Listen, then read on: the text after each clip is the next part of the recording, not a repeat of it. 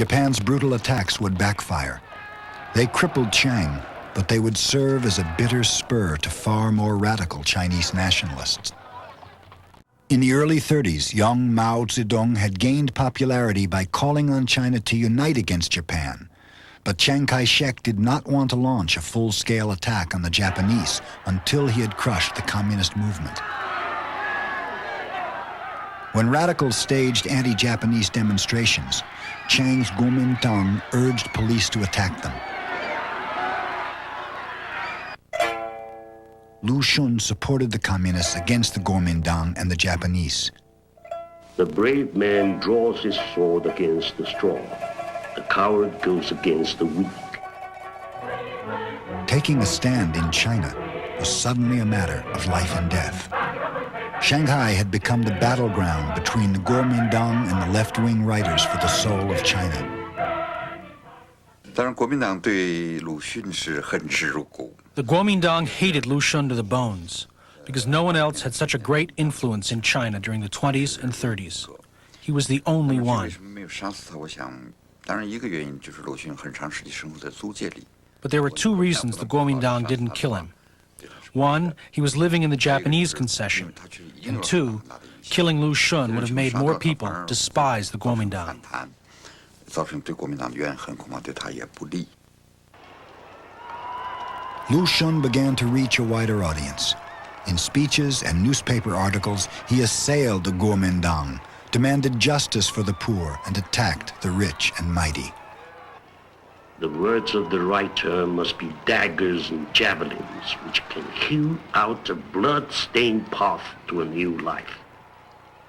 By the end of his life, national culture began to be equated, in his view, with proletarian culture, and thereby bring into this whole discussion an internationalist angle, namely, the downtrodden peoples of the world must unite to fight the colonialists. And he shared that view too. But at the same time, as we talked before, he had a very sort of a pessimistic view about the potential of Chinese people. The Chinese people simply did not have enough consciousness. Hope cannot be said to exist, nor can it be said not to exist. It is just like roads across the earth. For actually, the earth has no roads to begin with. But where many people pass one way, a road is made. For the communists, the road to hope was a long march, the name for an epic retreat by Mao and 100,000 followers begun in 1934. They escaped Chiang's armies by traveling a circular route of over 6,000 miles to Yan'an, an outpost in the mountains of North China.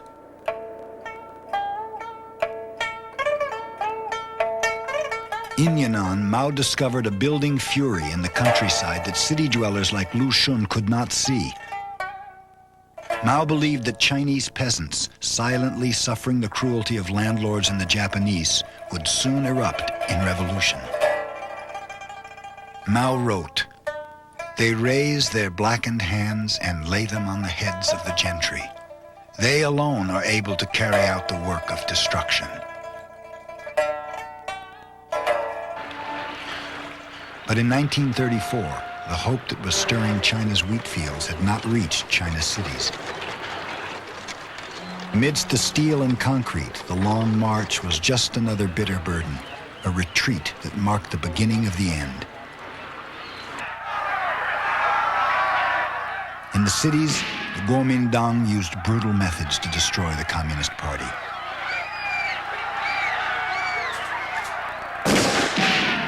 In Shanghai, the communists were forced underground. Increasingly desperate, they tried to maintain their public influence by seeking to control Lu Xun, Shanghai's most famous left-wing writer. The communists demanded that Lu Xun write what the party told him. I always feel I'm bound in an iron chain while a foreman is whipping me in the back. No matter how hard I work, the whip will fall. When I ask, what are my faults? The foreman would clasp my hands, smile, and say he and I are the best of friends. Though he was a left-wing writer, Lu Xun was not a communist. He wanted to work for a revolution, but he believed China's future depended on the freedom of writers to imagine it. Some of the youngsters wanted to control him, and he refused. Lu Xun almost had an open break, 1935-36. And the break was so traumatic that it cost his life, in a way.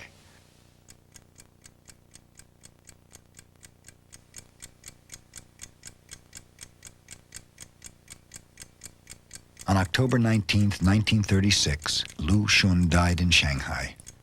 In a final irony, he died of tuberculosis, just like his father. He wrote his own epitaph. The role of the writer is to criticize.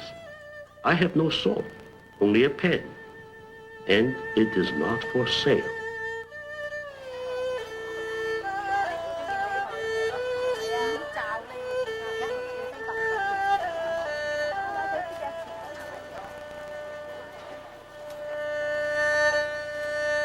More than 10,000 people marched with Lu Xun's casket, carrying banners and shouting slogans, calling him the soul of China, whose pen was mightier than the sword. One journalist wrote, "It was different from the pain of hearing a crowd of people weeping. It was a feeling that something very big had been lost, something no force could ever bring back."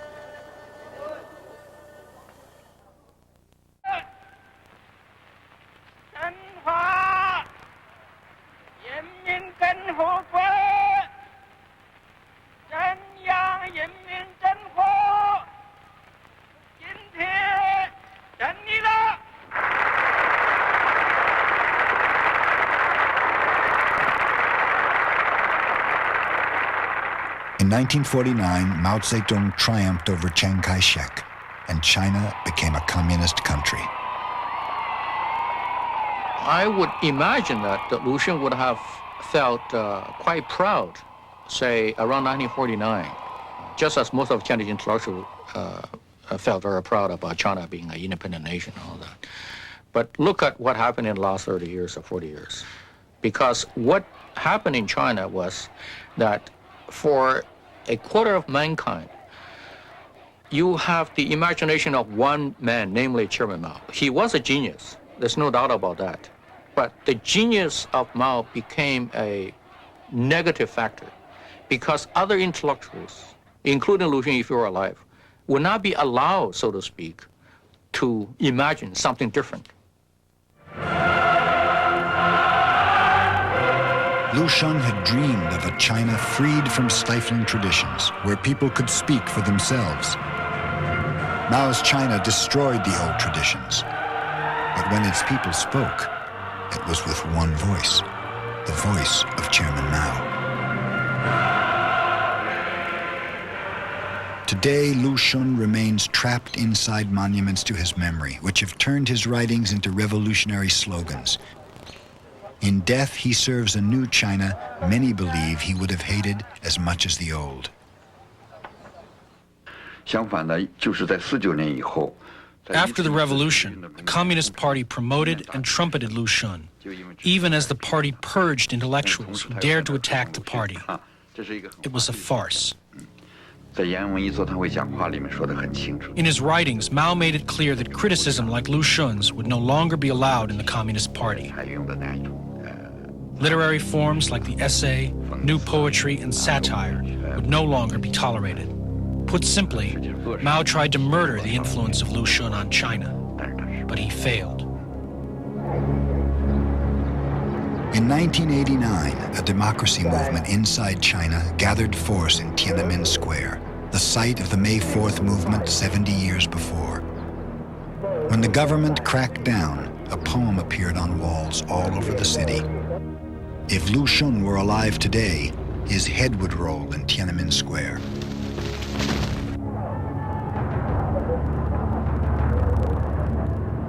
The imagination of the Chinese people was stifled by rulers who believe that power flows from the barrel of a gun.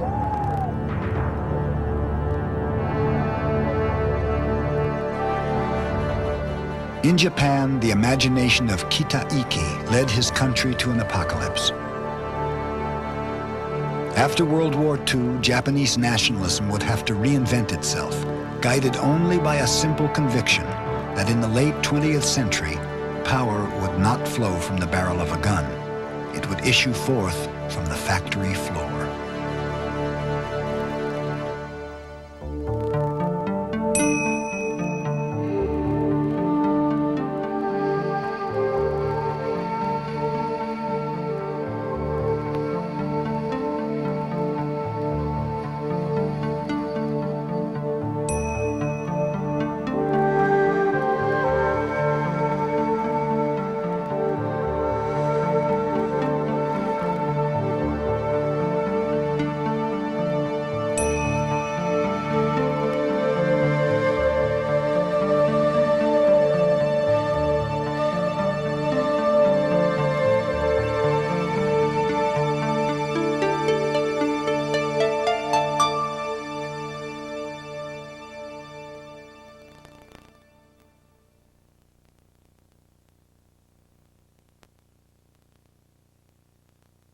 Major funding for this program was provided by the Annenberg CPV Project and the Ford Foundation.